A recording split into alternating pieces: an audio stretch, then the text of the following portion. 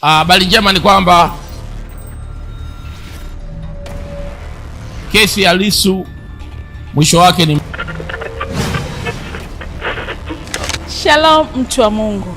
Siku ya Jumapili ya tarehe 11 mwezi wa 5 mwaka 2025, wakati wa ibada maalum ya maombi ya haki ili kuliinua taifa, mpaka mafuta wa Bwana MWB James Yonea, baada ya kufanya maombi ya kumwombea Rais wa Tanzania Dr. Samia Suluhu Hassan pamoja na makamu wake Dr. Philip Mpango, neno la Bwana lilimjia mpaka mafuta wa Bwana kwa habari ya hatima ya kesi ya mwenyekiti wa Chadema ndugu Antipas Tundu Lissu.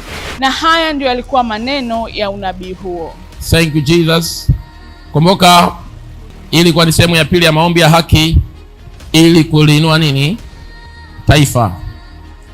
Nia kubwa ni kuliombea taifa letu pasipo kuchanganya mambo ya dini na vyama. Sawa eh? Na namuomba Bwana azungumze nami mambo mengine mengi kwa habari ya mustakabali wa taifa hili. Amen. Amen. Clap your hand for Jesus. I say clap your hand for Jesus. Clap your hand for Jesus.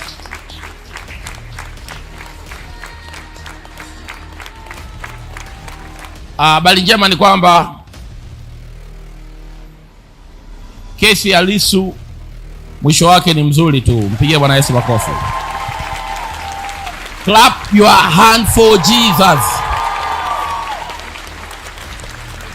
Amen. Simama pale ulipo, tukamwambie Mungu wetu na Baba yetu, tunakushukuru, tunasema asante.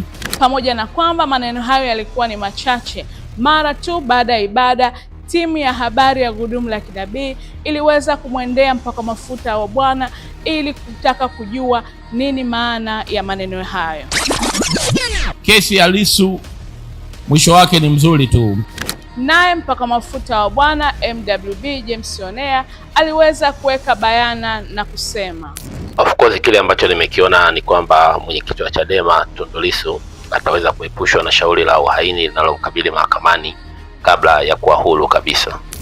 Tukumbuke ya kwamba huu unabii ni moja ya nabii nyingi ambazo MWB James Yonea amekuwa akiziachilia kuhusu mambo yanayohusiana na siasa, utawala na serikali ndani ya Jamhuri ya Muungano wa Tanzania. Hivyo basi nipende kusema ya kwamba kama nabii amenena, ngoja tusubiri utimilifu wa unabii huo. Mtu wa Mungu, baki umebarikiwa. Asante.